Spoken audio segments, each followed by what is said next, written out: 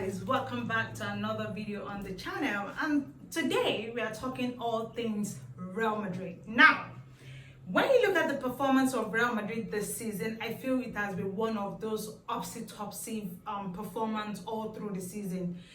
Now, you would expect that Real Madrid, who are record winners of La Liga title, who are 15-time champions of the Champions League, they've won Copa del Rey so many times, the experience is there, they have quality players, experienced players.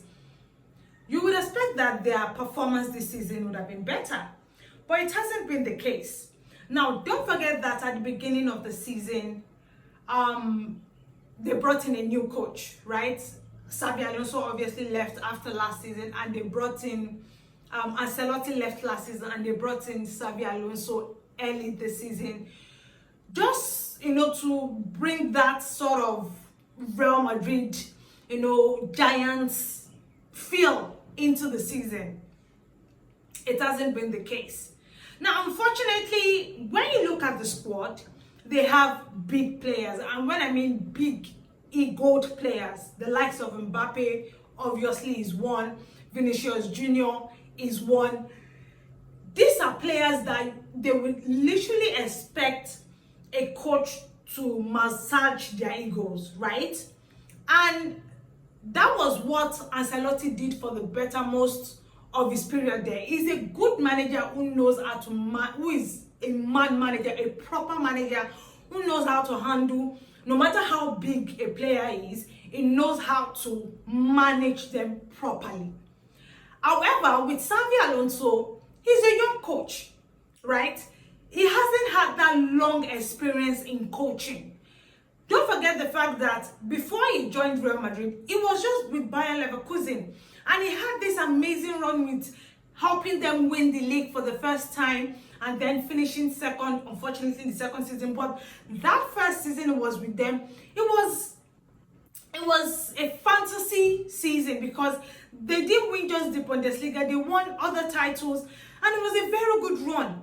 And of course, a lot of expectation was on him to take over at Real Madrid after Ancelotti left. And that was exactly what happened.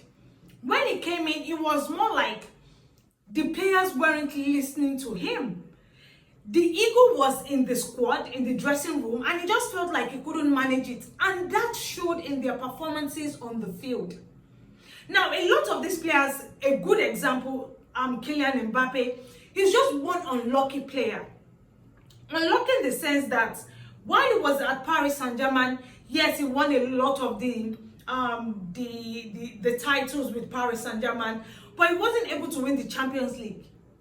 Now he's moved to Real Madrid, and it looks like they don't even know what to do in the Champions League.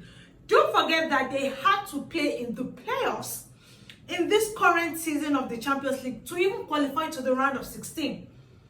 That is how bad it has been for Real Madrid. Or should I even talk about their performances against, obviously, one of their big rivals, Barcelona? The El Clasico in the last few games has been Barcelona all through. Even though Barcelona are not exactly one of the best teams out there, this highline problem is their own issue.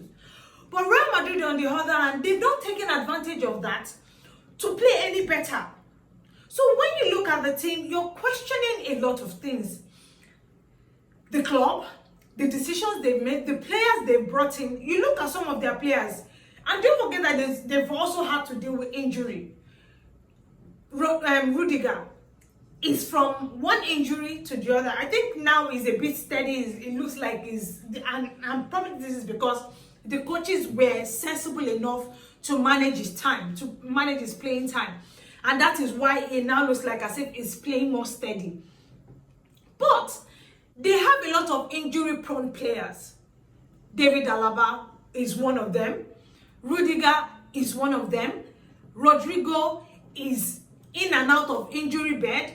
The one player that I would say maybe I can say has been really consistent, but his performances have not been really good, is Vinicius Jr. Mbappe also, which I feel like that has also helped is the number of goals he has scored. So when you look at the team in general, I feel like there's still a lot of work to be done by the club. the players also have to pick up on their performances.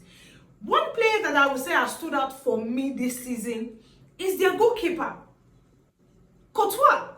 He has been literally, is the reason why they are still sitting second on the table. He has been so good. He's a world-class goalkeeper. There is no question about that.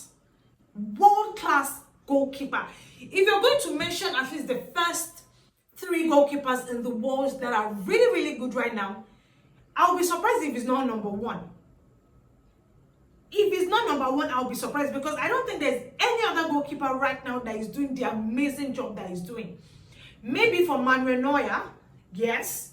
Maybe Donnarumma, yes. But he has been consistent. The number of saves he has had to make this season just to still keep Real Madrid in the title chase is astonishing. The defenders have not, they've been so bad. Rudiger, David Alaba, they've been terrible. They've been really, really bad, and they need to improve. Real Madrid really has to, they just have to find a way around this whole thing, because the club right now, they are not being impressive. And even the new coach that they brought in, Arbeloa, honestly has not done anything impressive. I don't think there's anything different in the team. I don't think there's a difference in their style of play, or either in the result, or even the players themselves. Vinicius Jr. has had to deal with racism, fighting, cards, and all that. But something has to change. Something has to give, because if they've not won the league, I think last season or 2 seasons ago, and now it doesn't even, I don't think they're going to, because they lost their last match. And that's bad, because they were even playing at home. They had to win that game, but they didn't. So now the point difference between themselves and Barcelona is, I think, about 4 points now, or 6 points or so. It has to be better with Real Madrid. And hopefully maybe they still have a chance to win something. But if I'm being honest, the fact that they're even going to meet Man City 2-legged affair in the Champions League, I don't think they're going to be able to win anything this season. Because trust me, I don't think Barcelona is going to miss that chance of winning the title back-to-back. They are currently the defending champion. They won the title last season. So, and it seems like they can still do it again, except if Barcelona in themselves just decide to be the team that we've seen them to be this season, and just lose focus and then lose that opportunity again to win the title. But it's going to be difficult. It's going to be really, really difficult. Anyways, guys, that's my thought on Real Madrid so far this season. A lot has to be done. The club has to, have a proper system that is working, especially with the players. I get that a lot of players, the like of Mbappe is scoring goals. Jude Bellingham is doing his best, even though I don't think he has scored a lot of goals this season, due obviously to injury. Rodrigo hasn't played a lot, and even when he plays, he's not the player that we've seen him to be. Yeah, there's just a lot going on with the team right now. There's just a lot going on with the team. Hopefully they can get it right before the end of the season, and let's see if they have the chance of winning any title. But if not, I think it's going to be really, really difficult. Anyways, guys, those are my thoughts on Real Madrid and their performance so far this season. Share your thoughts in the comment section, what you think they can improve on or what they should improve on.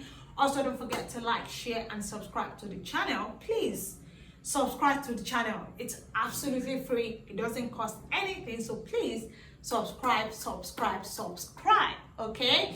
Also, put on your post notification bells to get our latest video as they drop. Follow us on all our social media platforms at _official FSH. Anyways, guys, thank you and enjoy the rest of your week. Bye-bye.